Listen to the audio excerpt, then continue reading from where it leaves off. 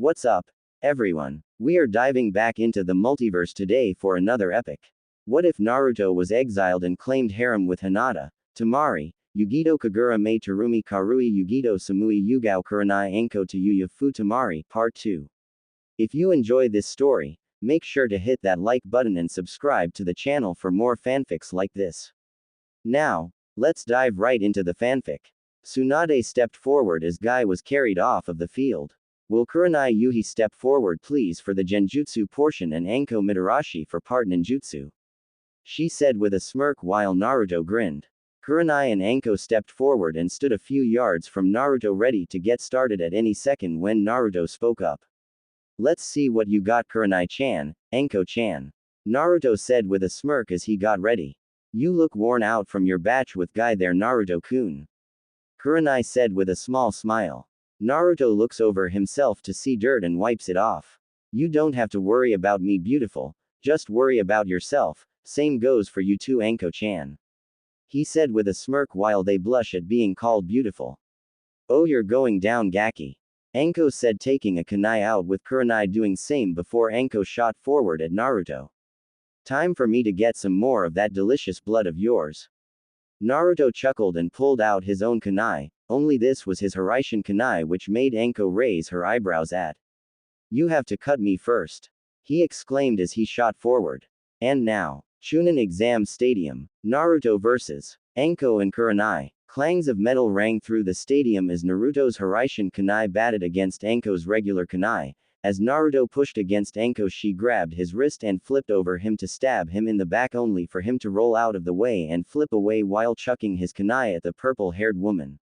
Anko ducked under the flown kunai and flung her own at Naruto's face while she attached thin wire to the ring edge, only for him to grab to it with 2 fingers before it touched him. Gonna gave to do better than that Anko-chan. He said in a mocking tune. Anko chuckled and bit on the end of wire and flipped through hand seals. Kaden. Ruka no Jutsu. Hot white fire exploded from her mouth shooting along the wire while burning the ground, but what she didn't expect was for Naruto to grin and throw the kunai in Kuranai's direction redirecting the attack. Kuranai seeing the flames coming at her called out her own jutsu. Genjutsu. Hanachiri Nuko. As soon as the words left her mouth her body exploded into pink petals which soon vanished. Naruto's eyes narrowed when he saw Kuranai vanish and concentrated clearly. A second later he spun around and grabbed the thin air, only to grab someone's hands. It was then revealed to be Kuranai who had materialized behind Naruto in a genjutsu to strike his back with a kunai. How? She asked eyes with shock at the fact he knew where she was. Naruto chuckled and pointed to his eyes. The Rinnegan can see through most genjutsu with a bit of concentration, too bad for you though. He said with a chuckle before palm thrusting on her chest just as he flipped backwards over Anko who was about to stab him. Landing behind her he stabbed her in the back only for her to turn into mud. Tsuchi Bunshin no Jutsu. Kaden. Gokaku no Jutsu. Spinning he came face to face with a large fireball that blew out of the real Anko's mouth, holding up his right hand. Shinra Tensai. An invisible blast shot forth from his hand and blew the fireball away as well hitting Anko causing her to blown into a wall making her cough up blood. Stands. Whoa, they're showing no restraint in this match are they? Ino said as she eyed the match. Not a lot of people can last long when these two are paired up together. Guy said as he had woken up not long ago. Huh, why? Tenten asked confused. Teamwork. Kakashi said with a chuckle.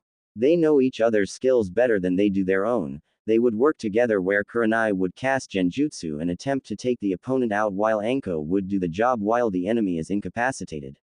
Simple, yet effective. Neji said with a smirk. Yes, but I'm curious how long Naruto can last against them. Kakashi said. You think he can't win? Hinata asked with a frown. Well, I don't know, I've seen Kuranai's and Anko's strategy work plenty of times and I don't honestly know how Naruto is at reading people's tactics so I guess we just have to see. I put my money on Naruto, I learned never to underestimate him once, I won't do it again. Kiba said with a smirk remembering his Chunin match against him. Kagura stayed quiet for a change watching her man do what he does best, kick the shit out of those weaker than him. Fight. All of a sudden he was constricted by vines tailing up his arms and legs as a tree sprouted up from behind him, forcing him to be tied against it while Kurenai appeared in front of him. Megan. Jubaku Satsu. Just as she was about to stab him, chakra was blown out of Naruto, breaking the genjutsu as the tree and vines vanished. Sorry Kurenai-chan, he said while she looked confused. Before he used his powers over gravity, he threw Kurenai against a wall, causing it to track under the pressure. A second later a voice called out, Sune Tajishu. Looking to his right, he watched as a dozen giant snakes soared towards him, not giving him enough time to move as they bit into his arms and legs, pinning him in place while one snake hovered over his neck. Now what will you do, Naruto-kun? Or will I finally have my blood I so dearly want? Anko said while licking her lips. Naruto tried to move his head only for the snake to move closer to the neck, making him stop when he noticed poison on the tips of the teeth. That shouldn't be a problem. Kyuubi should neutralize the poison, and if not, then the chakra from the Rinnegan will purge it. Naruto chuckled as he looked at Anko. Sorry Anko, but no blood from me today. But let me show you something I was taught from the Raikage, Raiden no Yoroi. Yellow lightning shot out all around Naruto, causing the snakes grabbing onto him to start sizzling from the heat before they melted. Naruto cracked his neck and smiled at Anko. It's amazing, isn't it? Sending out Raiden chakra from every point in my body in order to improve my speed and reaction time to increase to near the speed of light. Because of its speeds, it's impossible to predict moves due to the sheer speed at which the users move. But not only that, it increases the physical strength of its users by a factor of 5, making even the sharpest of steel weapons useless. Anko's eyes widened in shock seeing such a jutsu as lightning flickered all around Naruto while his muscles expanded, making him look like a sort of bodybuilder while his hair flipped about in the air. So the Raikage taught you that? She asked in disbelief. Naruto chuckled. Oh yay, I trained with him for over 6 months before he finally taught me it, knowing I would need everything possible for the future, although this is my first time using it in a proper fight. He said as he clenched his fists, causing lightning to become more potent and powerful there. Stands. He was taught by the freaking Raikage. Tsunade asked Jiraiya in shock, not believing it. I didn't know either, Tsunade Haim. Jiraiya said in shock. Naruto and the Raikage are almost like brothers. Ever since Naruto saved 4 of their shinobi, with one of them being the Nibi no Bakeneko, he had offered to train Naruto along with his brother Killer Bee, the Jinchuriki of the Hachibi no Kyogyu. They had grown into a strange family bonding.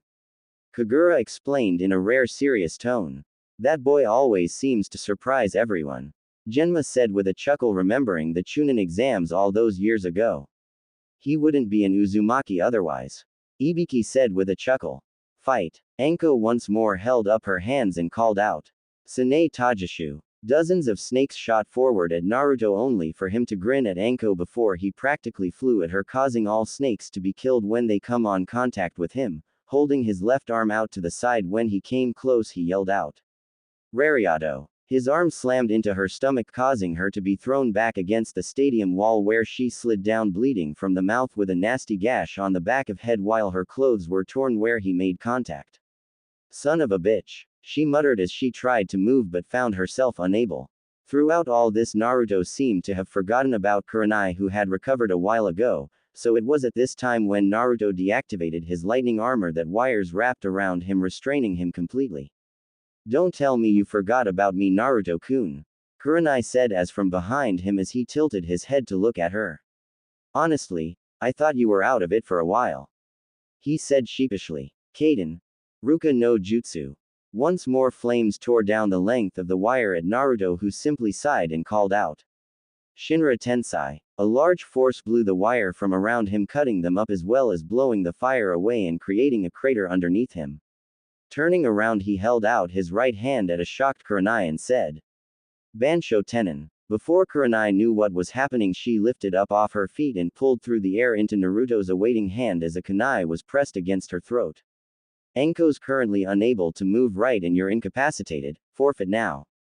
Kurenai sighed as she looked over at Anko, seeing her straining herself from trying to move. Fine, I forfeit, you win. She said with a sigh, causing Naruto to smile while he let her down and pocketed his kunai. Stands. Well, I'll be damned. Kakashi muttered before shaking his head in disbelief. He won. Sakura said with a small smile at seeing her old teammate defeating two Jonins. Yosh. Naruto-kun comes out victorious once more. Lee cheered for his friend. I wonder who he'll be facing next. Ino commented as she looked around at the possible candidates. I think Yugao-san is next for Kenjutsu.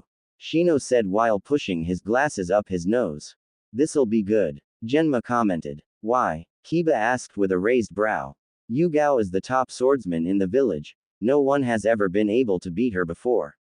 Yamato said with a chuckle as he wanted to see how the Namikaze fared against Yugao. Well, we'll see shortly, I suppose.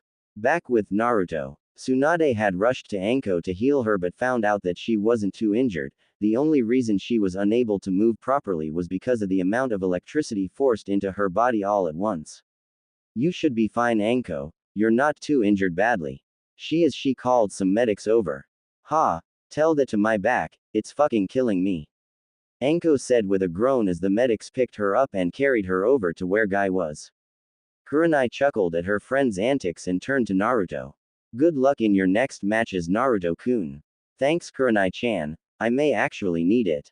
He said with a smile. He could already tell he had used up about half of his chakra. He just hoped he could finish the ninjutsu portion of the test quicker. Kurenai chuckled and walked off to the stands to sit with the others while Tsunade stepped forward. Now for the Kenjutsu portion, your next opponent is Yugao Azuki. She declared while the long-haired purple woman stepped forward with her sword already displayed. I hope you show me a good time, Naruto-kun. She said with a smile and blush realizing her innuendo. Naruto chuckled as he gripped Ryujin Jaka. Well, we're in a fight right now, but maybe that can come later. He said with a smirk and a wink causing her to blush more. But it's good to see you after so long. Yugao smiled gently at him. And you too, I had actually planned to teach you in the ways of the sword after your mission to bring back the Uchiha, but I'm glad you have taken up the profession. Naruto smiled as well. I kinda didn't have a choice, my katana is sort of an extension of myself, I guess you could say, so I had to learn Kenjutsu. Yugao's eyes widened hearing what he said. An extension? Does he mean what I think he means? Is your katana perhaps a Zanpakuto, by any chance? She asked, making his eyes widen. You know of them? He asked her only to receive a nod. I thought their knowledge would be lost over the years or that they were a sort of myth. He said while she chuckled and shook her head causing her hair to become wavy making her looking beautiful. They are a sort of legend, but I sort of have my own Zanpakuto. She said holding up her own showing it to be a normal katana with a rectangular tsuba with inward curved corners with curved slits above and below the blade and a series of curved lines embossed on either side of the blade. It has a reddish-brown hilt. What's it called? Naruto asked while giving the katana a calculative eye. Yugao smiled fondly at her Zanpakuto. Soda no Shirayuki. Naruto chuckled before something clicked. That's why in the bingo book you're called Konoha no Kori no Tenshi, it suits you well. He said with a grin causing her to blush. What's your Zanpakuto called? She trailed off as Naruto pulled out his katana and she could feel the power coming off of it. Ryujin Jaka, my pride and joy, he trailed off as he settled into a stance as did Yugao. Well, should we start? He asked as she gave a nod before both vanished. Naruto vs. Yugao. Stands. What's that Zanpakuto thing? Ino asked saying it wrong. Zanpakuto. Jiraiya corrected. And I'm not entirely sure, all I ever heard were bits and pieces, like how they are formed from a fragment of your soul, they are like your lifelong partner that will always be there, as well as they're sentient. Sentient? As in alive? Kurenai asked confused. Yes, they are alive, Kagura said as she unstrapped her scythe from her back. This is my Zanpakuto. Usually they have 3 stages, sealed state, Shikai and Bankai, the higher the state the more powerful. This is in its Shikai form, for some reason I can't control it completely and so it stays in this form, whereas Naruto has much better control and keeps his in its sealed state. However, they're supposed to very rare and yet lately more people are getting them. She explained getting nods of acknowledgement. So, they said they have names for theirs, does your Zanpakuto have a name? Sakura asked. Yes, they all have a name, it's what makes them unique from each other. She paused as so she could stroke the scythe along the blade. And this is called Beni Akadokiami, Crimson Moonless Dawn. It sounds beautiful. Ino whispered in awe. And deadly to boot. Kagura chirped with a grin before looking back at the battle. Fight. They both met in the center of the stadium with swords clashed against one another. Naruto pushed against Yugao with more strength causing her to falter, to which Naruto took advantage and kicked her in the stomach and following up with another kick pushing her off her feet. Naruto ran at Yugao hoping to catch her in the air when she suddenly flipped to her feet and lashed out with a kick only for him to block with his forearm. Yugao then flipped to bring her other leg up and grapple his arm before once more twisting around and kicking him in the face with the back of her heel. Blood shot out of Naruto's mouth from the strength of the kick as he was lifted off the ground. Stabbing Ryujin Jaka in the ground, he spun around in Yugao's direction and pulled his katana out of the ground and swung down on the purple-haired Anbu only for her to block. Naruto pushed down on Yugao, who fell down to one knee. Damn, Naruto-kun's no slouch when it comes to strength. To think he has grown to be such a man. Pushing up on her blade, she quickly rolled out of the way, causing Naruto to hit the ground where the sword cut into it like it was butter. Yugao, taking the opportunity, kicked Naruto in the ribs, leading him to flip through the air and crash into the wall. Is that all you got, Naruto? Show me what you're really capable of. Naruto steps away from the wall while dusting himself off and smirks. Ask and you shall receive, he says as they exchange swords once more. For the next minute they both fought with everything they had, disappearing and reappearing when they could, only to cause slight shockwaves whenever they struck with stronger blows. As Naruto and Yugao rained down on each other, blow after blow, they would continuously try and find a way past each other's defenses only to counter against each other further on. A second later, Yugao made for a slash at Naruto's neck, causing him to go wide-eyed before his instincts took over, allowing him to tilt his head back as he then flipped backwards by kicking off Yugao, causing her to falter while he landed a good distance away. Naruto panted as sweat trickled from his hairline, mixing with the blood from the small cut above his eyebrow that Yugao had managed to get contact at the last second of dodging. Yugao also was panting as she sported multiple cuts, but she couldn't help the smile that came on her face. You know, when I heard I would be fighting you in Kenjutsu, I never expected a fight like this, she said with a chuckle which was shared by Naruto. I'm with ya there. This is without a doubt the best sword fight I've ever had with anyone. Then again, the only times I did fight, the other person was practically fighting blind with the damn weapon, he said with a smile before straightening out. What do ya say we bring out the big guns? He asked with a smirk. Yugao shared that smirk and gave a nod. Only way to solve this, she said as she raised her Zanpakuto in front of her and turned it in a circle counterclockwise. While she was turning it, chakra exploded out of her, causing the air to become cold and fog to roll in, and what was even more strange was her eyes flashing white every so often. Naruto also raised his Zanpakuto up in a horizontal position as chakra exploded out of him, causing a distortion the air around him as the area started heating up as flickers of fire came off the chakra surrounding Naruto as the floor gained scorch marks. Mei. Soda no Shirayuki. Dance. Sleeve white snow.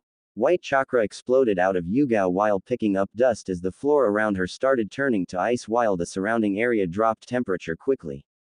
As the dust settled, it revealed her Zanpakuto having changed to where the blade, hilt and tsuba turned completely white.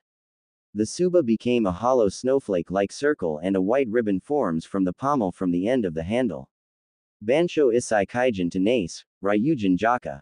Reduce all creation to ash, flowing flame blade. Fire engulfed the katana with such unnatural heat that the surroundings started to catch fire just from the intensity. The fire from around the katana grew and enveloped Naruto himself, creating a hazy image of a phoenix while Naruto seemed to be in a state of peacefulness as the fire shot up above the stadium into the sky, turning the once blue sky red. Stands. Such power is unbelievable, whispered Anko in awe at seeing the power roll off of then waves.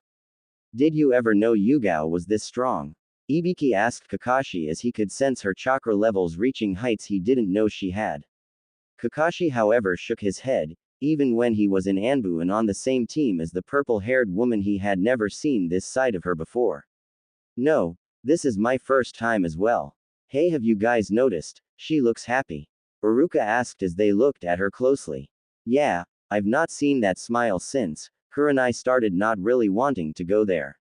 Hayate. Genma, however, was fine with saying his name, despite being best friends with the man. Maybe because she hadn't been able to go all out before. Jiraiya commented, which got some nods. Naruto's really is powerful. Neji whispered in awe. Ooh, they're fighting it out now. Ino said in excitement, causing everyone to pay attention. Fight. Naruto opened his eyes slowly while lowering his Zanpakuto slightly to view Yugao's Zanpakuto and couldn't help but admire the beauty of it. That's a truly beautiful Zanpakuto, Yugao-chan. He commented, bringing a smile on her face.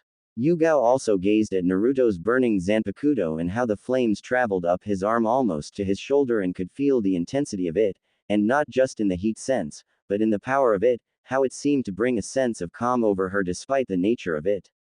Your Zanpakuto is quiet intense, I've never seen such a thing like it before. She said with a small smile.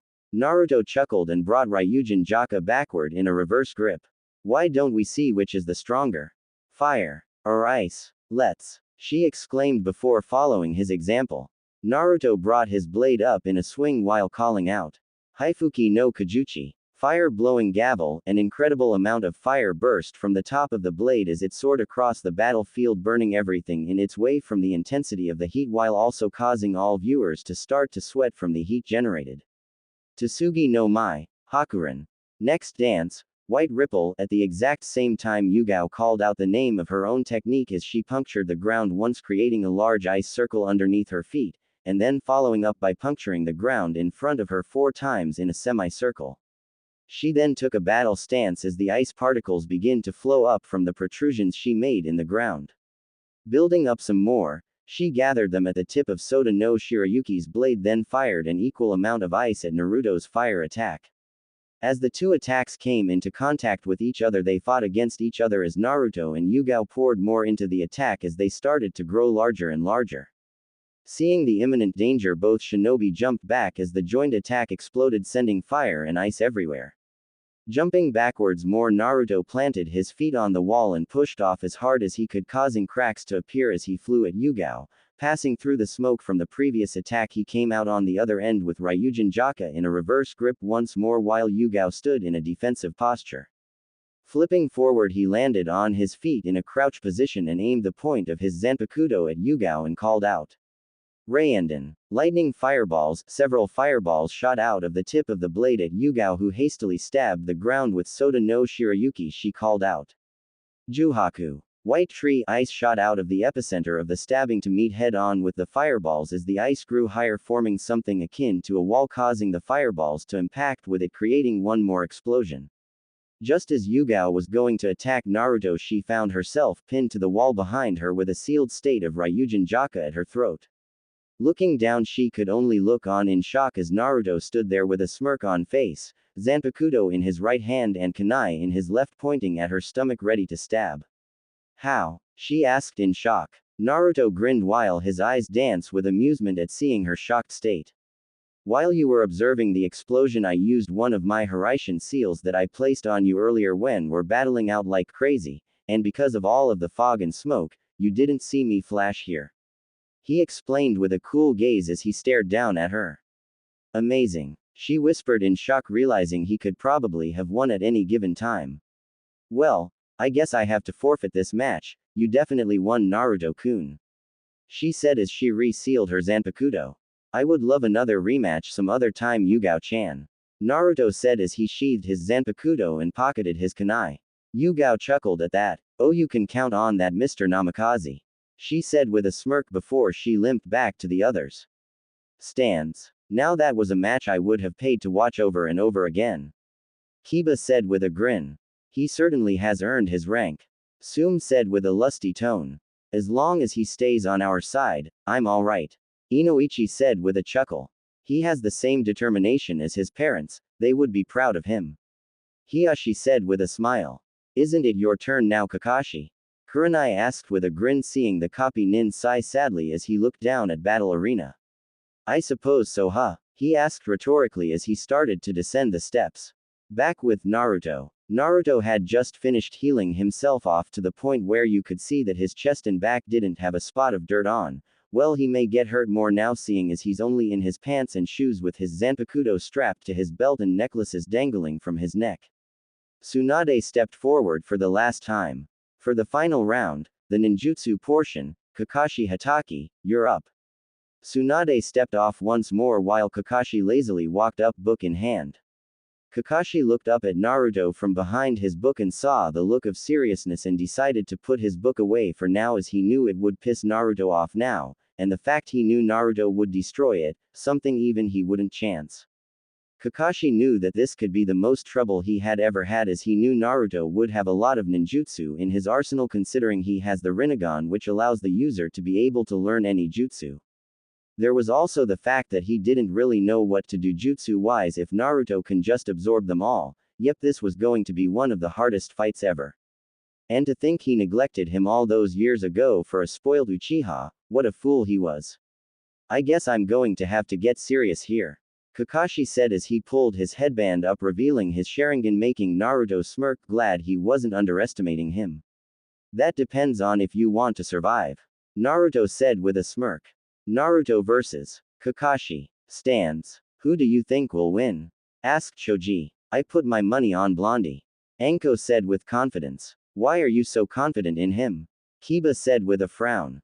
Because I already got my ass kicked by him, as well as everyone who's faced him, so it's only right he gets his ass wiped too, she said causing some snicker. Yamato who was listening in decided to comment. This could go either way. While Naruto has the jutsu and the strength and possibly the speed that can beat Kakashi Senpai also has a lot of jutsu and much more experience. Come on, exclaimed Anko as she now stood next to Kurenai. Naruto has experience, probably more than any of us. He's been fighting for his life ever since he was banished and he was trained by the fucking Raikage and God knows who, she exclaimed in frustration knowing Naruto was stronger than he had shown. Kurenai chuckled. He could probably take us all out if he wanted, he's a one-man army, she said clearly. Kagura chuckled. Don't worry, my boy will take care of Kakashi easily. Your boy? Ino asked with a raised brow. Kagura smirked. Oh yes, he's all mine, and I mean all, she said punctuation the all, making her go wide-eyed as well as some women. They're starting, said Shikamaru hoping to defuse the situation. They all then looked back at the two who went through hand seals. Fight. Kaden. Goryuka no Jutsu. Out of Kakashi's mouth came an enormous dragon that twisted into the sky before rushing at Naruto with intense speed which was giving off enough heat that everyone could feel it. Sweden. Sujinheki. The water molecules in the air then formed a very powerful wall of water that surrounded Naruto blocking the fire dragon as it hit. Even though the dragon had hit the wall and was now gone, Naruto then put his hand in a seal before yelling. Sweden.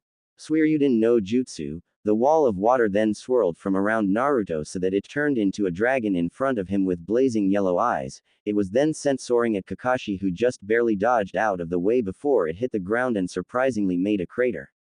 You're very good at your Sweden manipulation, Kakashi complimented Naruto who grinned. Both fighters then went through the same hand seals and yelled. Kaden. Gokaku no Jutsu. Both of them inhaled sharply before they blew a large ball of fire at each intending on defeating the other. However, instead of blowing up they turned into more of a flamethrower which batted against each other for strength. Naruto discreetly made a clone without the use of hand seals as he had used them so many times it was natural to him. The clone went through a couple hand seals before shouting. Futon. Atsugai. A miniature tornado shot out of its mouth and merged with his fireball which overtook Kakashi causing an explosion sending them both back.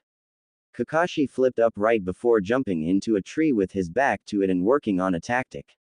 Naruto seeing Kakashi missing knew he had gone into a tree, but which one? Grinning he put his hand in a seal before slamming his hand on the floor and calling out. Ikazuki Hakai. Lightning poured out of his hand which then shot along the ground towards the tree lines which cut through the ground breaking up. The lightning then hit a tree and blew up causing many more trees to go down with it, however no Kakashi. Stands. Everyone stood gaping not believing this was the dead last who they used to make fun of, now this was a real shinobi who could kill. Who would have thought Naruto would become this strong?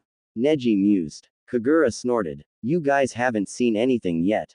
Fight. Kakashi seeing the potential danger if he kept hiding decided to charge a Raikiri in his hand. Jumping from the tree line still in midair he thrust his hand forward like a whip and out of it came a massive dog in the form of lightning. Naruto seeing the danger put both hands forward and said. Fujutsu Kyuin. It was then though that the lightning hound hit the barrier that had been found and was slowly being absorbed into Naruto. Kakashi seeing the jutsu being absorbed was impressed. He knew it could absorb any jutsu as he seen before, but to see it absorb his jutsu was still fascinating. Stands. Whoa! Exclaimed Ino amazed that Naruto actually absorbed the jutsu. He really can do that. Whispered Sakura in shock since she had not seen it before. Shino pushed his glasses up his nose. My bugs are very afraid of him. His chakra is apparently too large and it frightens my bugs. He said, shocking them at the fact someone having too much chakra almost seemed laughable. He just keeps getting more troublesome. Muttered Shikamaru, although he wouldn't outwardly admit he was impressed with Naruto as it was too much energy.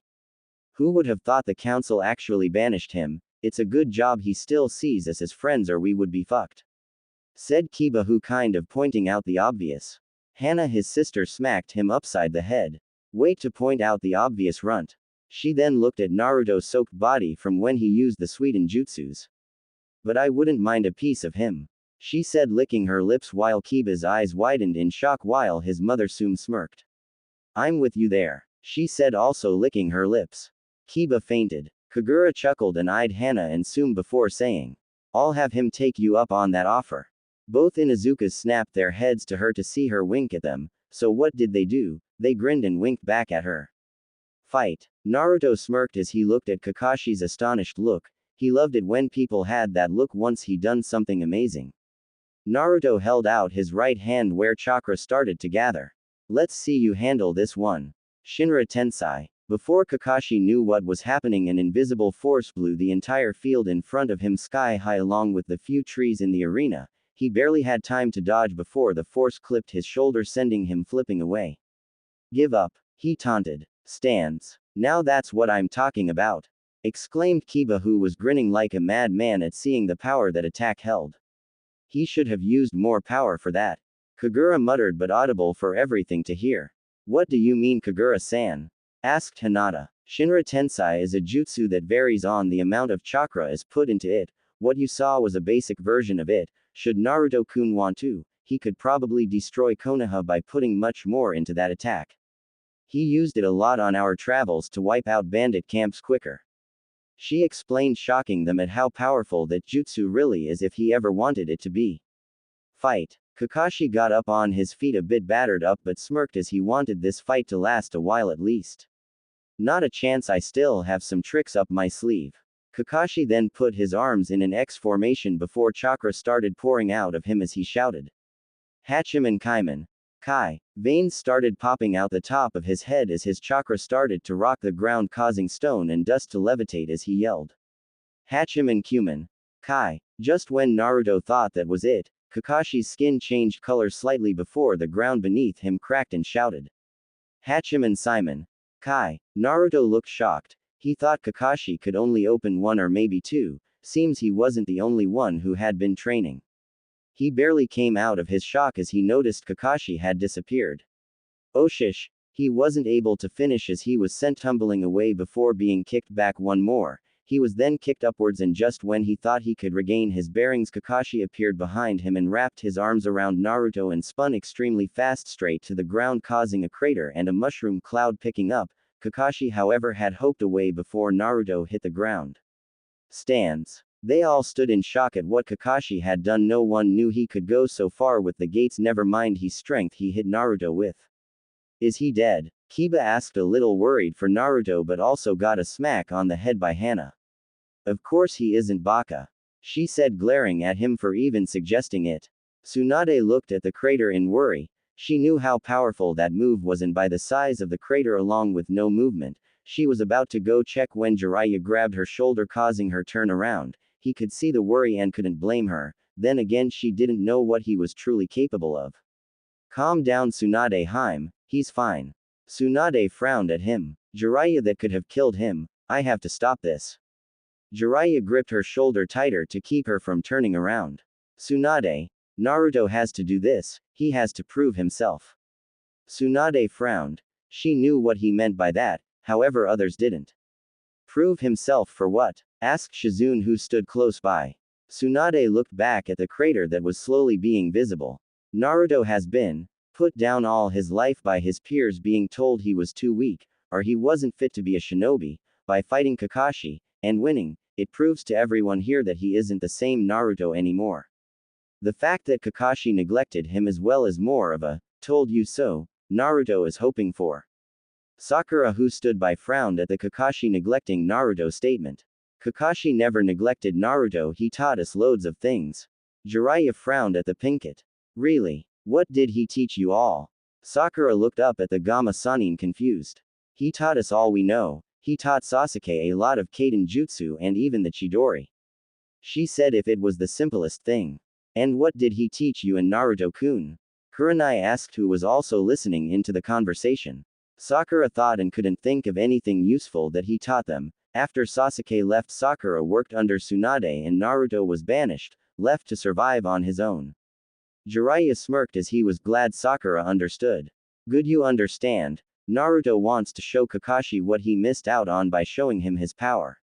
All of Naruto's friends let those words sink in and realized Naruto had to do this to show everyone he truly was the son of the Yondaime, but more importantly that he was Naruto Uzumaki Namikaze. Kagura, however, wasn't going to stay quiet. Come on, you lazy bastard. If you stay down, then there's no SE tonight. She yelled out while getting a few blushes and tick marks from the woman. Fight. I got to admit, said Naruto as he stood up from the crater with some cuts on his chest from the rocks with blood dripping down from his hairline. His pants were also torn a little. I really didn't expect you to release 3 gates. He said, chuckling before he paused and looked at Kagura in the stands. It's UWHO suffers from that. Not me. So ha. He shouted childishly while everyone blinked owlishly but nearly face faulted when Kagura shouted back. Fu. You. Women. Naruto muttered to himself before putting his game face on. Naruto then crossed his arms. Looks like I'll have to take this seriously. Gravity seal. Release. Chakra exploded from him as the ground crumbled under him. I'm not finished yet. Focusing chakra through his body, sparks started to come off of his skin like static before he shouted. Raiden no Yoroi. Lightning blew out from Naruto, completely enveloping his skin. Unfolding his arms, he held them up chest level and unclenched his hands and watched as lightning dance around his fingers. Kakashi smiled at Naruto. He had really come far. The worst thing though was he knew Naruto could do more if he wanted to kill him, and he had no doubt he could, to be honest. I'm impressed, Naruto, you really have gone far. You've seen nothing yet, Naruto said with a smirk. Holding up his right hand, lightning started to dance around it until he shouted. Hado number 63, Reikoho. A large amount of yellow lightning fired from his palm, aiming at Kakashi at breakneck speed before he sued his new speed to get out of the way, where the blast then hit the ground, ripping it apart as it tore through the earth. Kakashi raised an eyebrow at the damage and chuckled.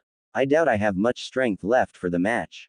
What do you say? One last move? He asked Naruto. One last move. Naruto agreed as he too was feeling weakened from the constant fights.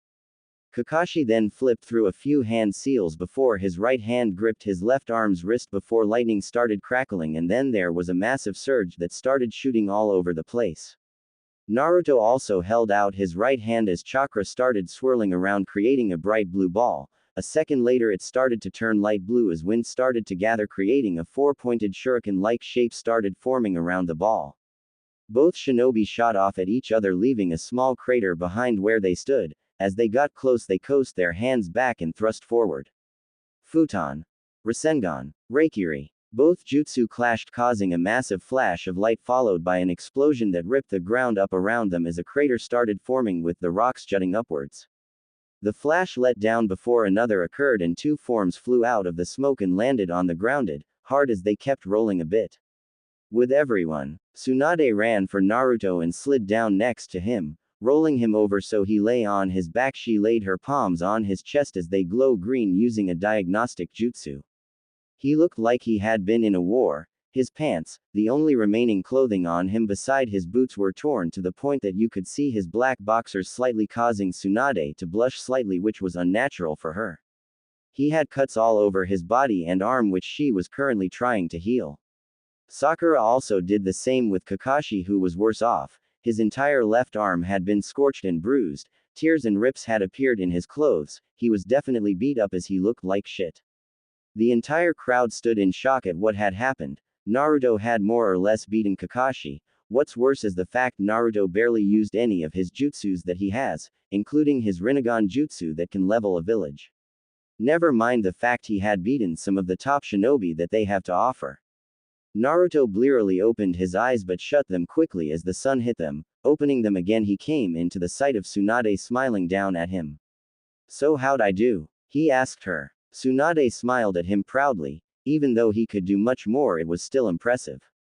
"You did great, but why didn't you use any of your other jutsus like your Rinnegan ones?" she asked as she was curious about them. Naruto chuckled. "They are too dangerous, plus didn't want everyone to know all about me now do I?" he asked rhetorically. Tsunade shook her head at him. If she was honest with herself, she wanted to see how powerful he really was. She looked down at his chest and noticed all of his cuts healed, showing a perfect body, one she would die for on a man. Snapping out of her thoughts, she helped Naruto up, whom then went over to pick his clothes up from a crater they had formed earlier. He then put his shirt and trench coat on, much to the dismay of many women. Tsunade looked over to Sakura, who was now lifting up a conscious Kakashi who looked pretty damn beat up from the looks of it. She smiled inwardly, and Kakashi didn't even have a real battle with Naruto, and look at him now. Tsunade looked at Naruto with a smile and said, "Come to my office tomorrow. I already have a mission I want you to check on. I'll also have your team ready there as well, and I understand that Kagura will be going as well."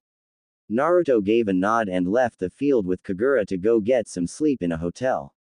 Otogakure. Underground lab. Orochimaru was stood within one of the many labs underneath his own village. Stood before him was the best apprentice he could have ever asked for, Sasuke Uchiha, his right-hand man Kabuto Yakushi.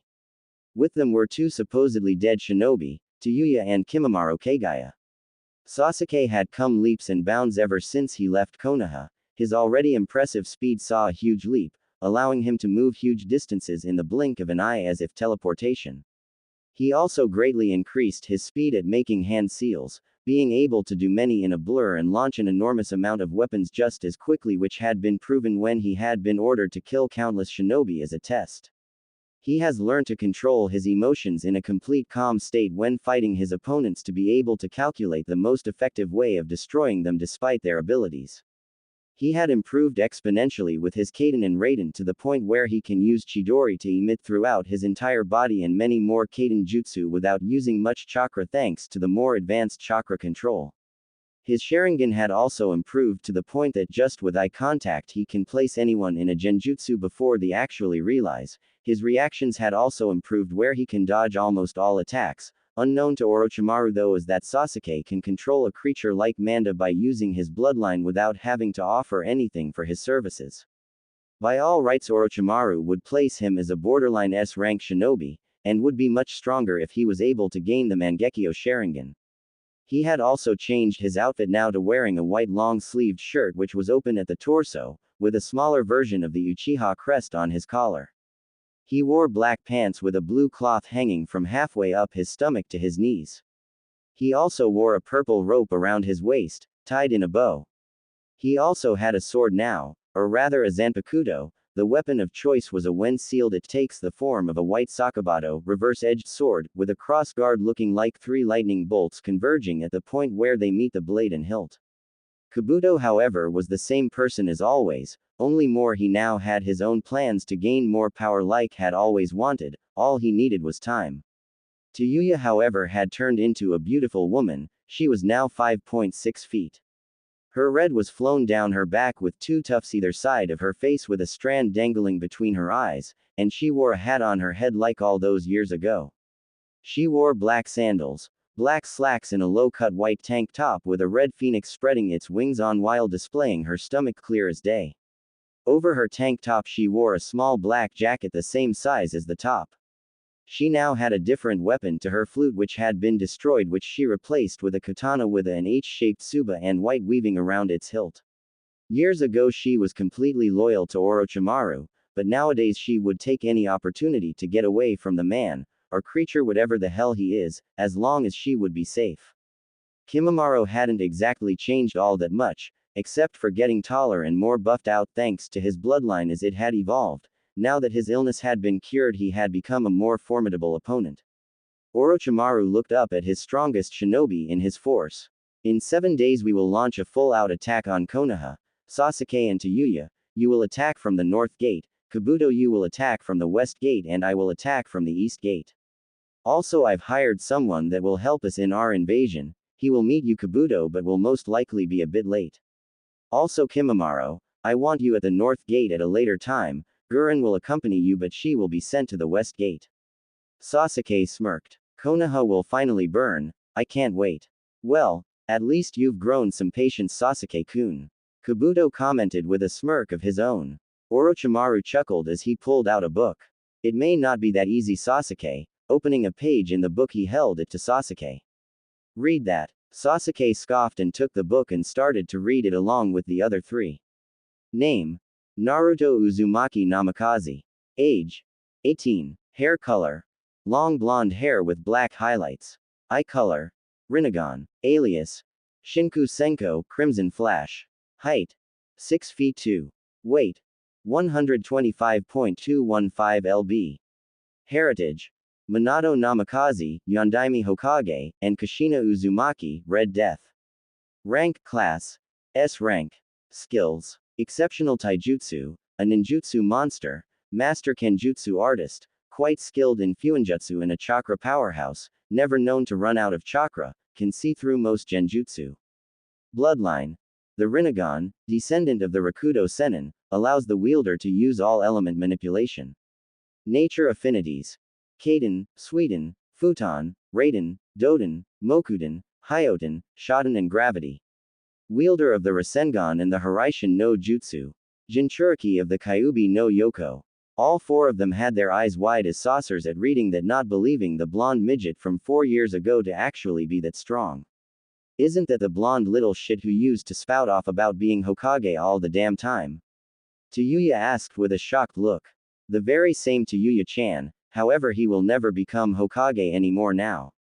He spoke with a smirk. Huh, why? Kabuto asked confused. He was banished 4 years ago for failing to bring Sasuke back to them, and recently they have hired him a mercenary to help fight against us in Akatsuki. Sasuke's face was full of anger. He had thought with all of his training he would be far past Naruto and would never be seen as the weaker one ever again. Now that he had read this, he realized how delusional he really was. He would only have to fix this by killing him. He is of no problem, I'll kill him, he said with anger visible on his face. Tayuya looked at him in disbelief. She knew he was probably the strongest other than Orochimaru, but even she wasn't stupid enough to underestimate someone with a record like that.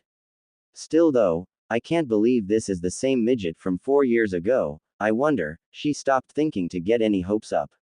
Orochimaru chuckled. I'm sure you will Sasuke-kun, but don't underestimate him, you've done that one too many times. Remember 7 days from now, we attack, he said getting nods from everyone as they left.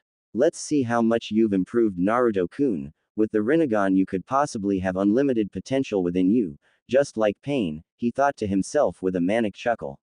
Konohagakure. Invasion Day. Naruto's apartment. Ever since the test things had been hectic. Like for one Naruto and Kagura had been sent out on missions with various teams to reintegrate with them to get a better understanding of how all the teams work. The people who Naruto and Kagura like working with the most though is Kurenai, Yugao and Anko. It was like the perfect team for all kinds of mission. Naruto and Kagura were the powerhouses that create all the destruction and killing. Kurenai would be the one to create genjutsus to confuse the enemy and make them fall into traps easier. Anko would be a demolitions expert or the interrogator and Yugao would be the stealth one, gaining information quicker without having to create a ruckus. And what was better was they had all begun hanging around each other more lately. They would go the bar at night to drink, Naruto would flirt but always go back home with Kagura, much to the other females' annoyance, they would even eat out together.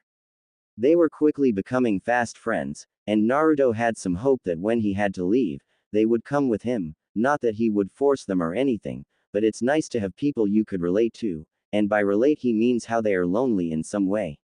No one would go out with Anko with her being the former apprentice of Orochimaru. The village had some serious trust issues.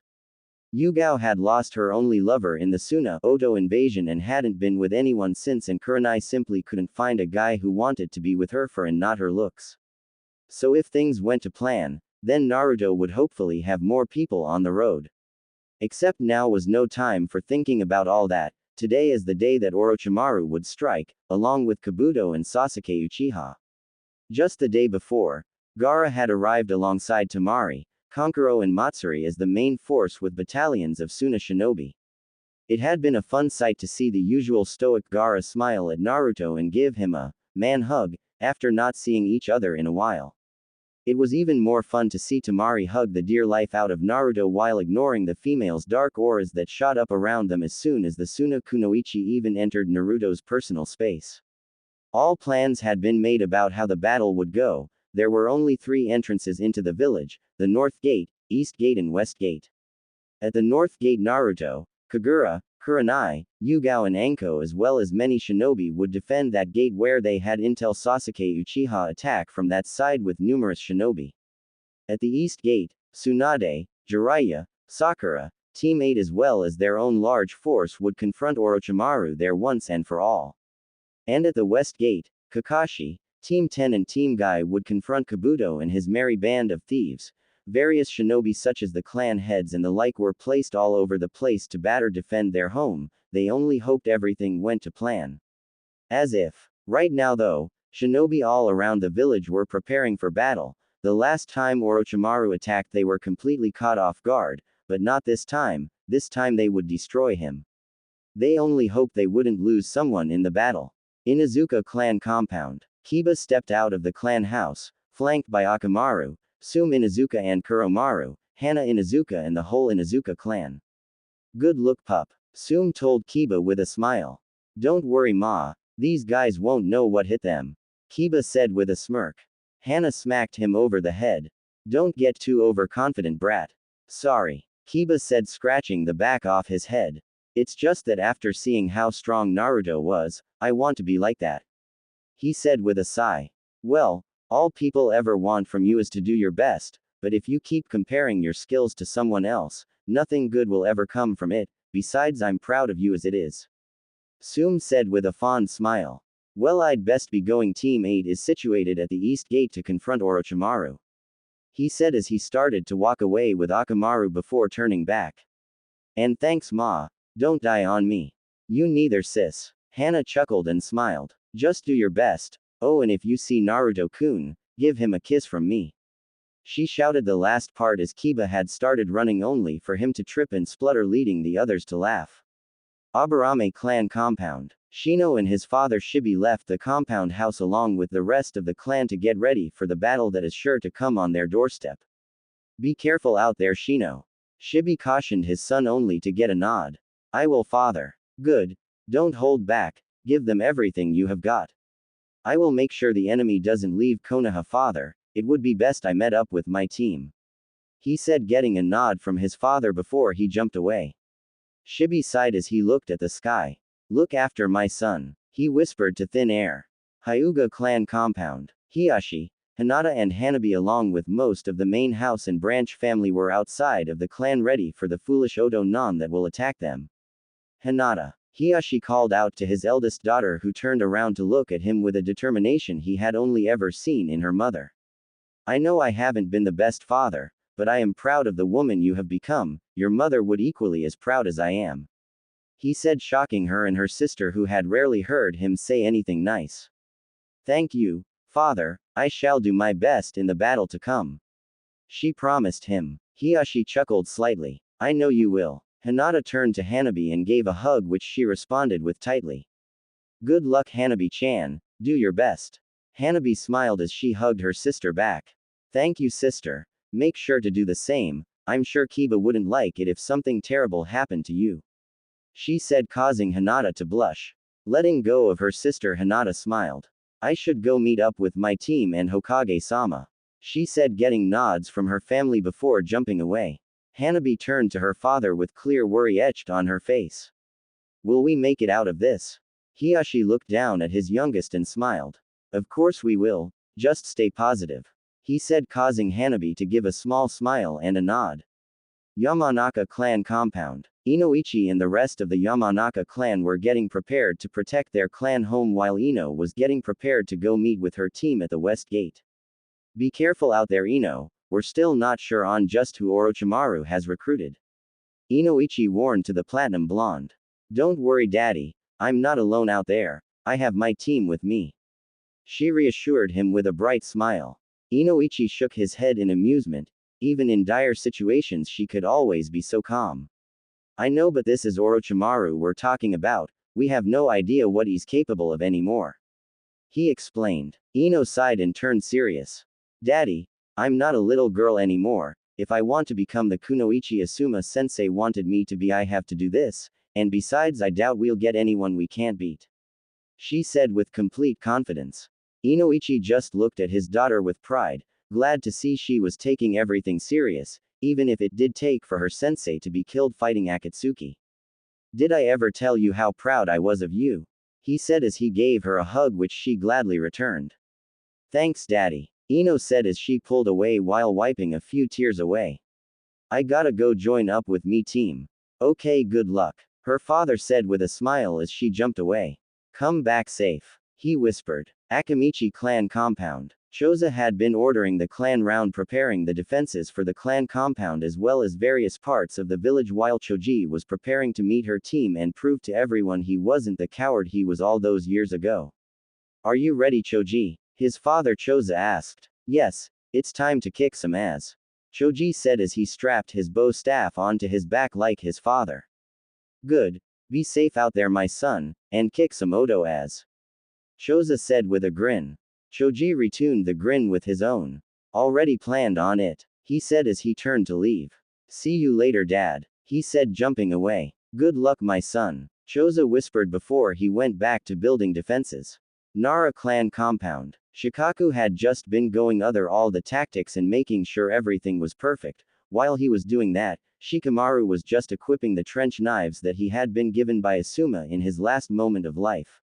Are you ready, Shikamaru? Shikaku asked his son. Yeah, I guess, Shikamaru said with a sigh. I just can't believe all of this is happening so soon after the Sandaime died. Shikaku also sighed but perked up. At least this time we're prepared for Orochimaru. Shikamaru chuckled. And we have Naruto with us to take care of Sasuke. He sighed as he fingered the trench knives in his pouch. I can't believe how things have changed so much in the last 4 years. Shikaku clasped his hand on Shikamaru's shoulder. All we have to do is make sure that we all live tomorrow and create a better future. Before anything else could be said, Yoshino Nara, Shikamaru's mother, rushed out of the house and grabbed Shikamaru in a hug. Be safe out there, she said as she released him. Oh, and when this is all over, invite Naruto-kun over. I haven't seen him since he was 12 years old, she said before rushing back into the house, leaving 2 stunned Naras. Women, Shikaku said, shaking his head. Well, I've gotta go meet my team before Ino kicks my ass, Shikamaru said, shaking his head, walking away, leaving a chuckling father behind.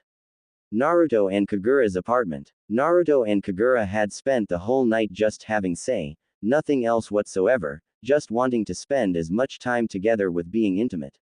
The reason for this is because they knew that anything could happen in a large battle such as the one that wasn't long away.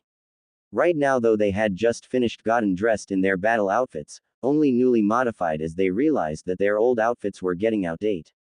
Naruto now wore steel-toed black combat boot along with a pair of baggy black cargo pants with various extra pockets for scrolls, a shuriken and kunai holster strapped to each leg which hold his Hiraishin kunai now that they are all he uses. He also had a utility belt with several pouches on it along with scrolls for easier use. He wore a tight sleeveless black top that was made like a second skin which shone off his muscles as clear as day. On top of that, he wore a black sleeveless trench coat that had crimson fire running along the bottom much like his father's. The sleeves had been ripped off to show his bare arms, leaving the edges jagged. On the back of the trench he had the kanji for Shinku Senko, Crimson Flash, in gold stitching with the Uzumaki spiral on the right and the Namikaze clan crest on the left, while trench coat's collar stood up covering his neck. Around his neck was also a beautiful silver chained necklace where it held a replica of a phoenix along with another beautiful necklace he had received from Tsunade Senju. And last but not least, Ryujin Jaka strapped to his left side in his utility belt, showing off its beauty while also being perfectly placed for a quick draw. Kagura now dons a modified crimson halter neck top with the Namikaze clan symbol across the chest and a black hoodie in the back. She also possesses a large medical pouch resting on her left hip over an ankle-length half-dress-like sash that held lightning-like strike along it. She wore fishnets around her knees and elbows while she held a kunai strap on her bare right hip. Her Beni Akadokiami was tied to her back, secured perfect to grab with her right hand. "So are you ready to kick some ass?" Kagura exclaimed with a bloodthirsty grin while fiddling with a kunai. Naruto chuckled as he wiped Ryujin Jaka clean, making it spotless. "The only as I'm kicking is Sasuke's, but everyone else is free game," he said as he placed his Zanpakuto in its scabbard. Kagura smiled at Naruto with glee. "You're so kind. I haven't had an opportunity to get blood reacquainted with my beautiful scythe," she said as she wrapped her arms around Naruto's neck. Naruto kissed her before realizing something, letting go of Kagura, who looked at him strangely as he walked over to the sword stack. He lifted a sword from it. "You're going to use that? I thought you wanted more training in it first," Kagura asked. "I've been training with it in my inner world for a while now. It's time I took it for a tryout," he said as he looked at the blade in fascination and remembered when he first got it. Flashback. Kusagaker. Hotel room. Naruto was laying down next to his girlfriend and possibly future wife if rebuilding the clan was still on the list. However, he could not sleep for what he didn't know, but he did feel like he was meant to be somewhere, like there was something he had to do that was important, but he couldn't figure out what it was. Just as he was about to try and get to sleep, a voice broke through his thoughts, considering it was coming from his head. "Naruto, we must talk right now, there's something important to discuss," Ryujin Jaka said to him through his mind. "Huh, what? Just go to your inner world, I will be there." Sighing, Naruto shut his eyes when all of a sudden he was knocked out. Inner world. Appearing in his inner world, Naruto looked around and couldn't see anything except what was meant to be there. "Ryujin Jaka, where are you?" "I'm here," he heard a voice call to him. Looking at the direction, he saw him standing there waiting for him to walk over. "What's the problem?" Naruto asked, confused. "There's someone you need to see," he said, confusing him even more. "There's someone else in my mind?" he asked with a raised brow. "Not exactly." All of a sudden, a blackish red energy dropped down beside Ryujin Jaka before it started to show a shape, and when it was clear, Naruto looked shocked to hell. What the hell? Standing in front of him was an identical copy of him, only everything about colors was the opposite, like he was a reflection of himself. "I told you he'd react that way," his doppelganger exclaimed in victory while his voice seemed a little disembodied. "This is you, or rather I should say this is your hollow," Ryujin Jaka explained, sort of. "My hollow? What the hell is that?" "What he means is that I'm all the negative part of you, the hate, violence, bloodlust, the lot, and eventually if you don't gain control you'll end up killing everything and everyone you love." "What? I would never do that." "Yes you will, Naruto. As much as I hate to admit it, but eventually you will keep all of your anger inside you bottled up, until something happens and snap, you lose control. Just like you do with the Kyuubi." "Where is the Kyuubi anyway?" "The little fox shit can't get in here. This is your inner world, your Zanpakuto world so to speak. And me, I'm the part that you need to control, otherwise eventually the bloodlust and hate will be too much for either of us and we will be a real monster. And I don't mean the little kitty story monster, I mean full on, kill whatever you want monster. If what you say is correct, then how will I control it? We merge. Simple as that, and don't worry about being transformed into something ugly and monstrous, you will look exactly the same. What you will gain though is a mask. This mask will allow you to use my powers freely, but only if you have trained with them. The mask usually breaks off after a certain time limit, so you need to train with that on all the time to keep it on longer. That's all I have to do. Don't treat it so easily, kid. If you lose control with the mask on, then all hell breaks loose. You need to train to use it longer and also to control your urges, which over time shouldn't be hard. Also you will get a new Zanpakuto." "What? But I already have Ryujin Jaka." "Don't worry, Naruto. This would be a secondary Zanpakuto. It will be the catalyst for your hollow, like I am for your powers of the Shinigami." "I see. This all a lot to take in. Can anyone gain a hollow side to them like you are?" Naruto asked with raised brow. Yes, but only those with Zanpakutos, they must have the hate like you do, or pain of loss, grief, hell even jealousy can bring out the bad in someone. Do not forget that not everyone with Zanpakutos is good, there will be evil people with them, and they will have some sort of hollow part in them. That's why I'm offering to merge. Usually I would just fight you for ownership over your body, but trying to corrupt someone who has the Kyuubi in them and retain their pure-ish soul is a fool's job. This is the only way we can both survive, and I know you need the power, life won't be easy. Naruto thought about it for a second and had to admit to himself, this was a once-in-a-lifetime opportunity, he would be able to protect his loved ones much easier now. Very well, how do we do this then? He asked. Inner Naruto smirked and started to disintegrate from his feet. Simple, I will just become one with you. He spoke as his body turned into pure white chakra which swirled around for a second before shooting at Naruto causing an explosion. As the smoke settled, what looked like white skin was cracking all over Naruto before it all broke as it disintegrated into nothing. Naruto gasped, getting his breath back from the rush of power he had felt a second ago, and if he admitted it, it felt more powerful than ever had, he could truly see the potential for such strength. Naruto then heard a clang, and looked down to see a second Zanpakuto resting on the ground. This sword was a dado with a black blade instead of the normal silver. The cross guard has 4 prongs bent out to form the shape of the manji, which is the kanji for ban, meaning full, as in full release. A short length of chain with a broken link at the end dangles from the base of the hilt. Looking at the scabbard that lay next to it, he noticed that it was also black with a red ribbon charm hanging from the top of it. There were also white intricate patterns running along both sides which seemed to glow slightly. Picking up the sword, he swung it a few times and knew that this sword was his. He could also feel the hollow energy coming from it, or more precise, his hollow energy. Picking up the scabbard, he tied it to his left waist and placed his Zanpakuto into it, ending with a click.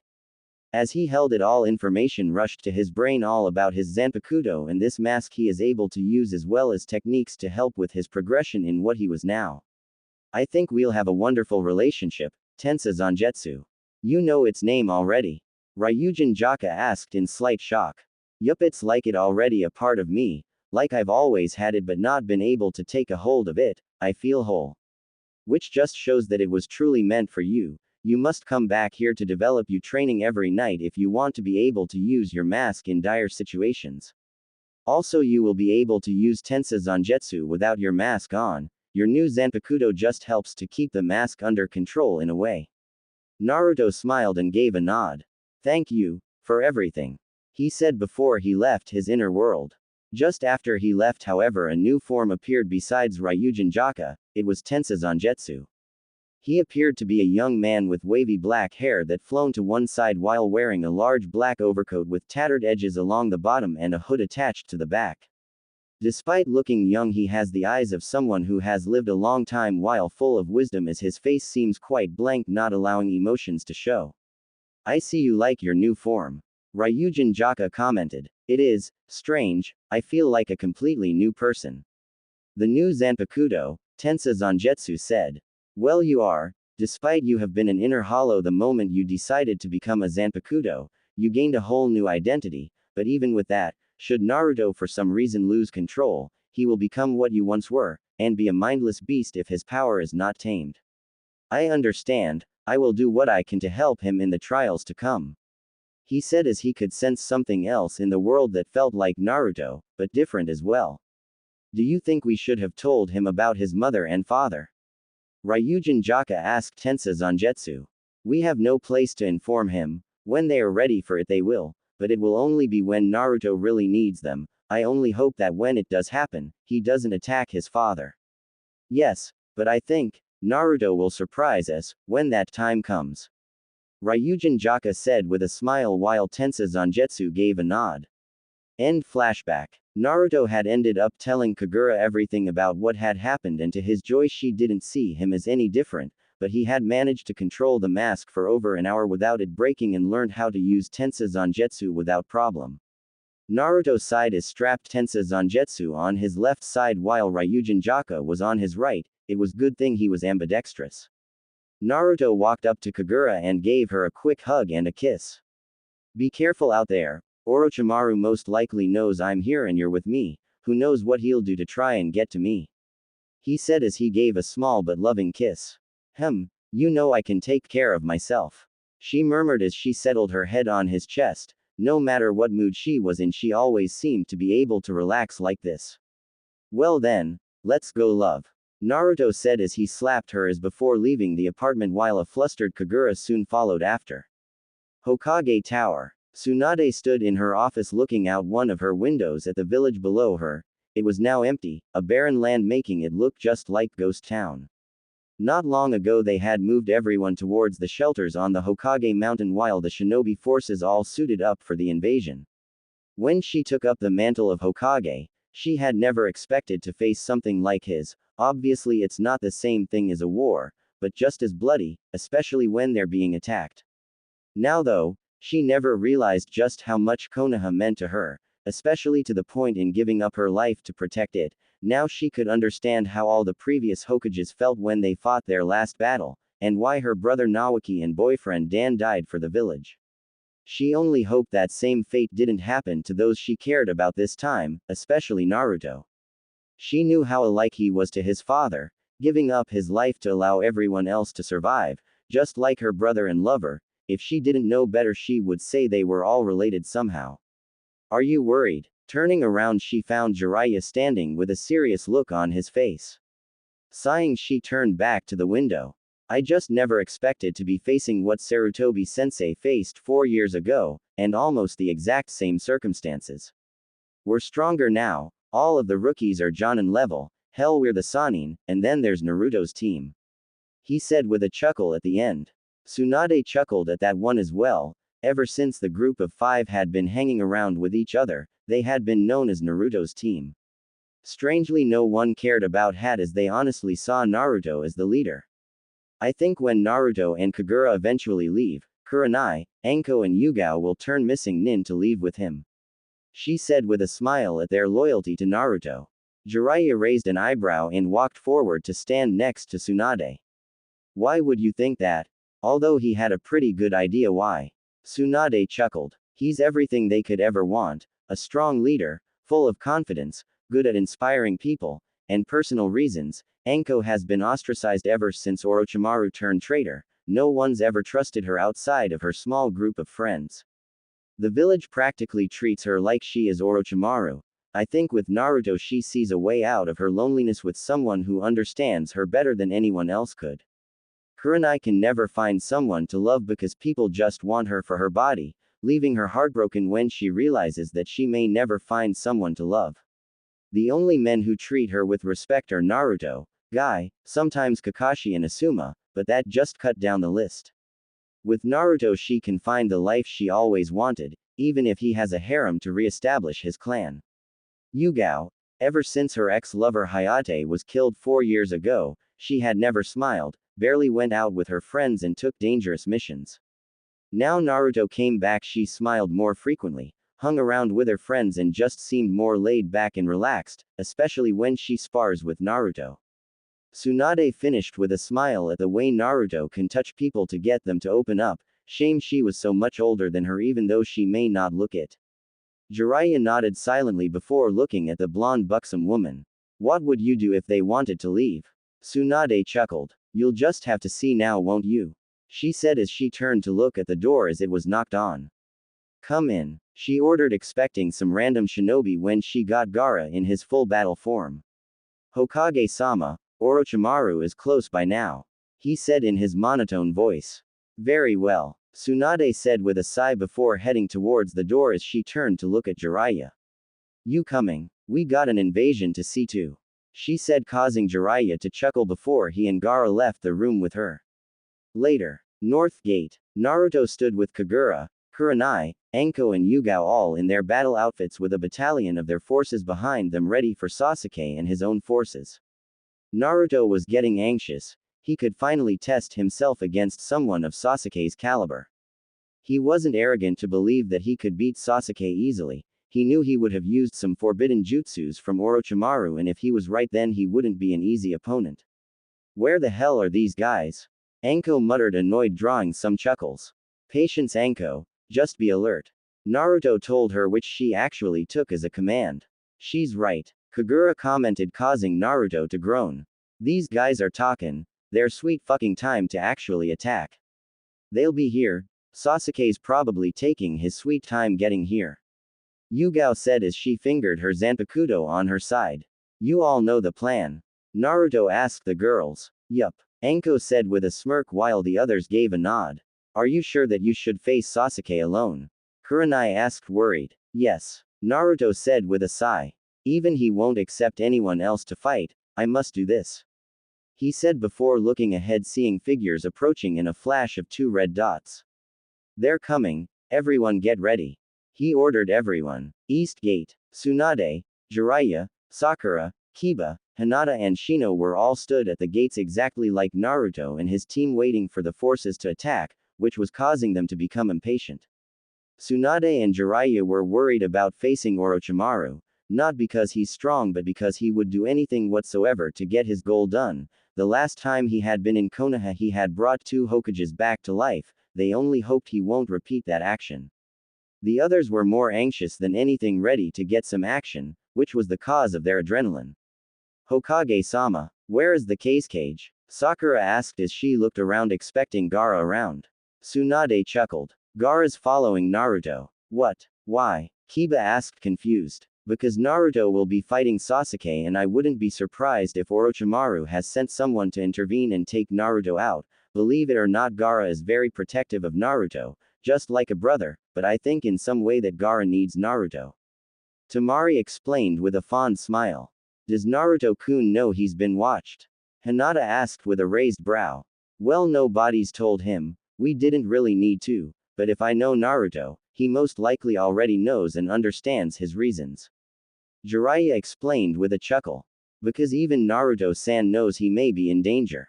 Shino commentated. Yes, Naruto's not an arrogant bastard like some people, he knows when to act sensible. Jiraiya said with some pride.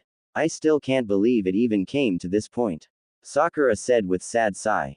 Get ready, they're coming. Tsunade said, causing everyone to look ahead at seeing figures. West Gate, Kakashi, Guy, Lee, Tenten, Neji, Shikamaru, Choji, Ino and Kankuro at the other gates were waiting for the opponents. Kakashi was quite nervous about Kabuto knowing he was around his level, and what's worse is that he was a medical shinobi who knows how to take anyone down with a single strike. Guy and his team were anxious about fighting, as well as exciting. Well, Guy and Lee were at least. Tenten was looking forward to fighting only to try out her new weapons, and the best way to do that is living targets. Neji just wanted to get it over and done with, stop an incident like 4 years ago. Team 10 were also in the same boat as Neji, as they didn't want to see anybody else die. Watching Asuma die would stay with them forever. The last thing they needed was someone else to lose their lives. I wonder if anyone else has started fighting yet. Kankuro said with a sigh at having to wait. I doubt it. They're probably going to strike all at the same time. Shikamaru said as he fingered the trench knives. Keep your eyes open, people. We can't underestimate Kabuto. For all we know, they've sent more than just Kabuto. Kakashi said. Kakashi is right, everyone. Do not let your guard for anything reason. Guy agreed. As long as they hurry up, I don't care. Tenten muttered. You must keep positive ten. This will be a true test to our fighting abilities. Lee shouted enthusiastically. Do you always have to deal with that? Ino asked Tenten with a grimace while rubbing her ear. Yup. Tenten said with a nod. Quiet. They're on their way. Neji said as he used Byakugan to observe her ahead of them. It's about time. Choji said, twirling his bow staff. With Orochimaru. 5 minutes earlier, Orochimaru and his forces stood a good distance from Konoha so that no one could see them. On the inside he was cackling like mad at how close they were to finally destroying Konoha. He had everything planned perfectly. He would at first go towards the east gate, knowing Tsunade and Jiraiya were placed there, where later on he would have Fubuki Kakuyoku, a survivor from when she was defeated by Team 7 on their mission to Yukigakure, to join in the battle later on. Sasuke would be charged to fight Naruto at the north gate and Tayuya to fight whoever she wanted. He would then have Kimimaro and his hired help Raiga Kurosuke to join the battle sometime after, while Oto Nin fight the Konoha Nin. Kabuto will most likely fight against Kakashi, where he would then later have Gurren sent to provide backup when their forces have weakened. It was perfect, for him anyway. All right, you all know what you have to do, proceed with the plan. Orochimaru ordered, causing everyone to split up. Time for a reunion, he said to himself as he headed off. North Gate. In front of Naruto and his team now stood a smirking Sasuke who looked like he had won the lottery or something. Beside him stood the red-haired girl who he remembered from the Sound 4, only now she was much more mature and beautiful. And with them was their own Odo Nin behind them with weapons drawn. As soon as Sasuke and his group had shown up, Naruto and him had been staring each other down as if trying to get the other to falter altogether, creating tension in the air. Kagura could sense the tension in the air as clear as day as Sasuke's coal-black eyes seemed to pierce Naruto's almost glowing Rinnegan. She just wished someone would say something. Kurenai could tell this was not the same innocent boy from when he was in the village. No, the eyes he held were those of someone who was used to killing, something she hated to see. It only shone how far gone the boy was. Yugao could tell that Sasuke had gone so far into the dark that there would be no redemption for him, but even she knew even if there was, it wouldn't stop Naruto from killing him. Their hatred for each other ran deeper than anything she could ever know. Anko could easily tell the young man had embraced Orochimaru's teachings, from the foul odor from the curse seal mark was planted on Sasuke's neck clear as day. Oh, she can't wait for his ass to be kicked by Naruto. Tayuya, who stood by Sasuke, could also feel the tension in the air and couldn't help but admire Naruto. She didn't know if it was because she had been lonely for a while or if it was just female hormones, but she couldn't help but see Naruto as a sea and handsome man. Long time no see, Sasuke-chan, how's the gay life with Orochi Tem going? Naruto said with a smirk while Sasuke's smirk slipped slightly. Sasuke glared at Naruto, tempted to use his Sharingan on the blonde. How's being banished going for you? After all, you got banished because you couldn't bring little ol' me back. Sasuke said with a smirk, hoping to anger the blonde who just smiled. Oh, it was great, much better than being tied down to a village where most of the people there actually hate my guts. He said with a shrug, angering Sasuke even further. Turning serious, Naruto asked, so are we going to do this or what? I've been itching to finally kill you for 4 years now. Naruto explained to Sasuke's shock, seeing how he hadn't expected Naruto to actually want to kill him. Given up brining me back to your Sakura-chan dobi? Sasuke asked with a sneer. Naruto did something he never expected. He laughed. You actually think I care about that? The minute you stabbed me with a Chidori in the chest, was the minute I declared you as an enemy of everyone and everything I find precious to me. Believe me, you won't survive today. Naruto promised before he gripped Ryujin Jaka. Now are we going to fight or what? Fine. But let's take this elsewhere where we won't be interrupted. He said, vanishing into the forest. Naruto turned back to his people and gave a smile. You know what to do. I got a piece of shit to take care of. He said, getting affirmatives from the girls before vanishing too. Now that Naruto-kun is gone, I can let loose. Kagura cackled madly as she hefted her scythe from her back and twirled it around before setting herself in a stance as black lightning flickered around her. I got that red head. Kurenai said. I remember her being one of the Sound 4. Heard she had actually died, to be honest. I'll make sure to finish the job. She said with a blank face. Tayuya smirked at the raven-haired beauty. You think you can take me? Fine, let's see what you got. She shouted as she ran at Kurenai, aiming a punch for her head only for her to duck and kick her in the face, making her crash into a building wall and chasing after her. I guess that's our cue. Yugao said, unsheathing her Zanpakuto, causing the air around them to go cold. You bet. Let's see how many I can actually kill. Anko said with a grin while holding a kunai. Kagura chuckled and looked back. Well then, let's go. She shouted at the end, resulting in the three of them and their Konoha Suna forces to charge at the Odo Nin to commence the carnage. East Gate. Orochimaru had finally come face to face with Tsunade and Jiraiya, who were prepared to fight, only making him smirk as his shinobi appeared behind him. Well, if it isn't my two old teammates, Tsunade and Jiraiya. Orochimaru said with a malicious end. Today you die, Orochimaru. Tsunade said as she glared at him, gathering chakra in her fists.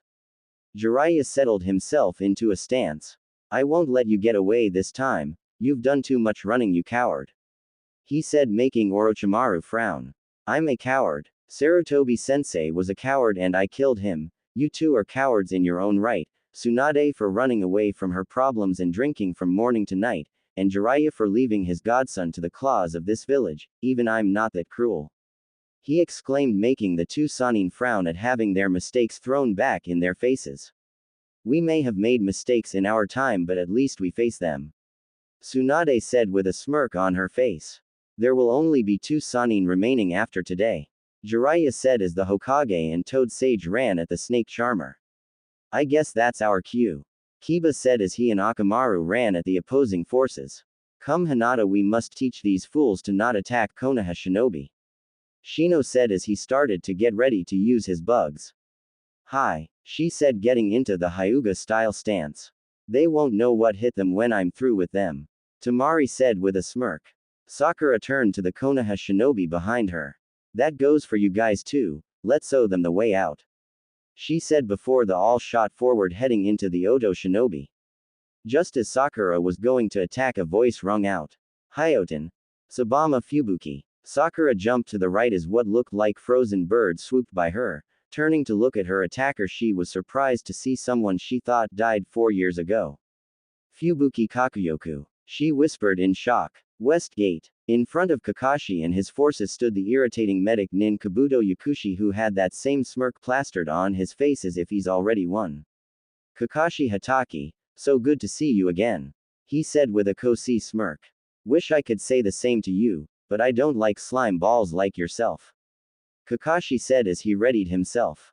Kakashi, we will have to work together if we want to defeat him quick and easy enough. Guy said as he stood next to him. Okay, but be careful, he's a tricky bastard. He told him. Turning back to the others, he gave them an eye smile. Do what you do best. He ordered as he, Guy and Kabuto vanished to have their battle. You heard the man, let's kick some ass. Tenten said with a sadistic smile on her face as she grabbed her large scroll. I guess it's now or never, huh? Shikamaru said, getting ready to use his shadow. It's our time to shine. Ino said, unsheathing her tanto from her back. Let's show these bastards why we're the strongest village. Choji said, bringing his bow staff in a stance. They will know the power of youth when we are finished with these shinobi. Lee said, getting in his taijutsu stance. Get ready. Neji ordered as he slipped into the Hyuga stance. I finally get to use my new puppets. Kankuro said with a smirk as he grabbed some scrolls. And just like that, Konoha Suna met Oto to fight for their village, their freedom, its people, and most of all, their home. The invasion had begun. Naruto and Sasuke just simply stared at each other, not moving an inch, waiting for the other to start off. Years ago, when they thought they knew everything about each other, tactics, the way they thought and their abilities, but now in the present they knew nothing about each other. Well, Sasuke knew Naruto had the ability to use all elements, but that wasn't helpful really. But what was the Rinnegan? What is the Rinnegan? Sasuke asked, wanting to know how he can counter it if it's anything like the Sharingan. Naruto sighed and decided it was only fair he knew. The Rinnegan first appeared in the Rakudo Sennin, the person who gave us chakra. It is said to be the most revered and powerful of all the three great dojutsu, as the Sharingan and Byakugan were a byproduct from the Rinnegan. The Rinnegan is usually characterized by a ripple-like pattern around the pupil, with a grayish-purple iris and sclera. In addition to enabling the user to quickly master various jutsu, the bearer, being me right now, may also use all 6 forms of chakra nature transformation. These are Futon, Kaden, Suiten, Raiden, Doden, and Gravity. Should the user be proficient in the Rinnegan, then they can recreate sub-elements. Like the Sharingan and the Byakugan, the Rinnegan also allows the user to see chakra, including otherwise hidden barriers. Sasuke stood in shock at hearing the information. It was more than he thought possible. If anything, it sounded too real to not be the truth, and despite being mortal enemies, he couldn't help but feel a small bit of pride from seeing Naruto turn from the once overconfident dumbass to a calm and collective person who has the power to back up his words. It's quite a shame he had turned out the same way. Well then, Sasuke started off as his black eyes morphed into the blazing red of the Sharingan as the 3 tomes appeared in each eye. I guess I can't underestimate you then. Naruto smirked and put his hand on his kunai pouch. Glad you can see it my way. He said as he crouched slightly. No matter what, I can't slip up. Even though I have the Rinnegan, his Sharingan can counteract it. so I can't depend too much on sight. Sasuke should be able to use genjutsu just by looking in the eyes of someone, but will it affect me? Hell would I even know? Sasuke too placed his hand on his kunai pouch and repeated Naruto's action. I can't underestimate him, despite what I said when I read the bingo book, even I know not to take the information lightly. But he said the Rinnegan is like the Sharingan in a way, does that mean genjutsu won't work on him? I'll have to give it a go soon. Naruto flipped one of his three-pronged kunai out and swung it at Sasuke, who repeated the action, throwing a regular kunai at Naruto's. However, as both kunai come in contact, Naruto's cut straight through Sasuke's one like a knife would cut through butter. Sasuke looked wide-eyed before he noticed something. Is that chakra enveloping the kunai, and why is it that shape?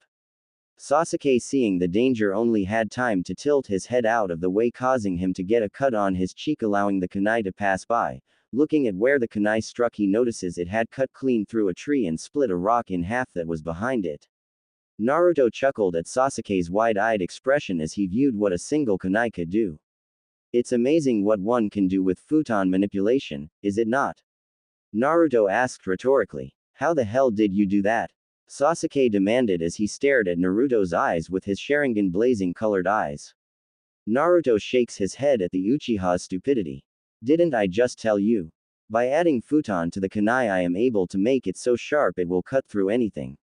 That is the greatest advantage of futon chakra, it can cut through anything given the time to train in it. Naruto explained simply. Sasuke snarled at Naruto and shot forward with incredible speed that surprised Naruto greatly. As Sasuke came close, he delivered an uppercut to Naruto, sending him up. Jumping up after him gave Naruto a strong combo to the chest, causing Naruto spit out some blood. Unknown to Sasuke though was that during the combo strike, Naruto had managed to place a Hiraishin seal onto Sasuke's back. Sasuke then watched as Naruto started to fall, acted fast by swinging his foot down on his stomach, forcing Naruto down to the ground. As Sasuke came back down, he yelled, "Shishi Renden," as he slammed down on Naruto with his foot, causing a massive explosion. Sasuke jumped back and looked at the dust cloud with a smirk on his face, believing he had beaten Naruto. Ha! This is as far as you have come, how pathetic. Oh, and why do you say that? Said a voice that was by his ear. Tilting his head slightly, he saw Naruto's face by his. He was unable to speak as he felt a stinging pain in his back as he was sent sailing across the training ground before smashing into a tree. Sasuke looked back to see Naruto's knee bent from the attack he had just received from the blonde. To think such an attack at close range with barely any space could be so powerful for it to send him across the ground. How the hell did you get behind me? Sasuke snarled. Naruto, however, smiled. When we were up in the air, I placed a Hiraishin seal on you, allowing me to teleport to you whenever I want. My father was a true genius when it came to seals, he could make the impossible possible, he said with a smile while Sasuke sneered. Sasuke slowly stood up and wiped the blood away that was dribbling down his chin. Not bad, Dobi, but you're no match for me, he said arrogantly while Naruto chuckled. Is that so? Then give me everything you've got, Naruto said, goading the Uchiha. Sasuke snarled as he flew through hand seals much faster this time. Kaden. Goryuka no Jutsu. Puffing his cheeks out with air, he suddenly blew out giant dragon made of intense fire that had its mouth open, its teeth bearing down on Naruto as if he was its prey. Holding his hand up in a sign, Naruto called out. Suiden. Suiryuden no Jutsu. A giant dragon of water formed out of thin air before it shot forward, yellow eyes gleaming as it met the fire dragon in the middle, creating an explosion of chakra that shook the earth as steam rose from the epicenter where a crater was now formed. Naruto stared into the smoke, unable to see anything, and started to focus chakra in his stomach before shouting. Futon. Rinkuden. Bringing his fist back, he punched his stomach. A giant bullet of air shot out of his mouth that went soaring at Sasuke, knocking any steam left away. Sasuke, seeing the attack, jumped out of the way, allowing the bullet to pass him where it blew many trees away as it made contact with the forest, making everyone wide-eyed as they viewed the damage. Over a dozen trees had been blown away as well as the ground had been shredded. Sasuke jumped up high in the air and opened his mouth as he called forth his next jutsu. Raiden. Jion. A bolt of lightning was summoned from the black-haired boy's mouth as it shot along the ground, ripping it apart, heading for Naruto, who stood calmly. The lightning soon rose from the ground as it shot towards Naruto's chest, who raised his arm while focusing his gravity element on it. The summoned lightning struck his arm as a purplish shield appeared over it as the lightning pushed against it, but not succeeding. Naruto tilted his arm slightly, which, very much like a mirror would a laser beam, deflected the lightning to strike a tree, piercing it and many others behind it. Sasuke looked on in shock at what he had just seen, which by all rights should be impossible. "How did you deflect that with your arm?" he demanded, wanting answers. Naruto chuckled and started going through hand seals. "I used my gravity element to create a shield of sorts on my arm where I knew the lightning would strike, causing it to be halted, and by tilting my arm the lightning acted like a laser would hit a mirror and reflect in another direction depending on the angle," Naruto explained with a smirk. Finishing his hand seals, Naruto shouted out, "Futon! Kami Orochi!" An almighty whirlwind shot from Naruto's hands and hit a shocked Sasuke point blank, blowing him into the forest, tumbling before he came to a stop at a tree. "Shit, what was that jutsu?" Sasuke thought to himself as he hefted a tree off of him. Stumbling back into the area, black marks started to gather over his skin. "Let's take this up a notch."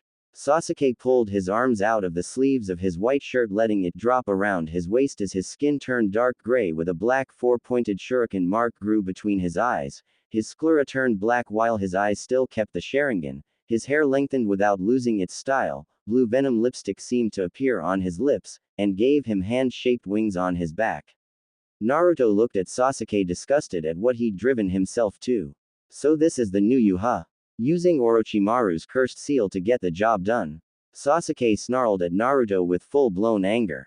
"I'd do whatever it take to get revenge on Itachi, even it means giving up my soul," he shouted angrily. "Very well," Naruto spoke in a whisper as they shot towards each other. With Kagura. Kagura was having the time of her life as she swung her Zanpakuto like a mad woman on a mission, cutting, cleaving and generally ripping apart Oto Nin in every sense of the word, leaving them in pieces. "I'll have to thank Naruto-kun later for leaving me with such a thrilling role in the battle," she thought with glee as she swung once more. Kagura started spinning her Zanpakuto over her head, causing the wind to pick up harshly while black lightning flickered around her every now and again. The wind eventually picked up to the point that rocks were being lifted and the ground being ripped up. Swinging forward, she called out, "Shinku Getsue no Orori." A second later, 5 typhoons were created from the wind gathered and shot towards the Oto Nin. Kagura listened in glee at the sounds of screaming from the shinobi that were being ripped apart by the typhoons as they moved through the enemy ranks, tearing them apart, limb from limb, pieces by pieces. "Music to my ears," she said with a chuckle. Running forward, she went through some hand seals before calling out, "Ikazuki Hakai." Slamming her hands on the ground, lightning flew through her body into the ground and shot along it, breaking it apart while destroying everything it comes in contact with. As the lightning made contact with someone, there was a small spar before an explosion blew. Everyone around that point was blown away or blew up, killing anyone close, while a column of smoke lifted up into the air. Seeing that some people were still alive, she held her Zanpakuto up in the air while raying her chakra output, causing a column of purple chakra to blast into the sky, creating black clouds while black lightning struck along the clouds while trailing down the column of chakra. "Let's show these fools who they're messing with." "Yes, let's, my Shujuhi Kiho," Beni Akadokiami said back to her with equal glee at vaporizing these fools who would dare oppose her partner. As the lightning built up, she called out, "Karui Getsue no Hidoko." Black streams of lightning soared down from the heavens and struck each shinobi, causing them to cry out in excruciating pain while Kagura just grinned. Moving the Zanpakuto, she made the lightning roar across the battleground, destroying everything it reaches, vaporizing everything to dust just from the intensity of the heat the lightning seemed to generate. Before she could do anything else, she heard clapping coming from behind her. Looking around, she found someone looking on with an amused smile.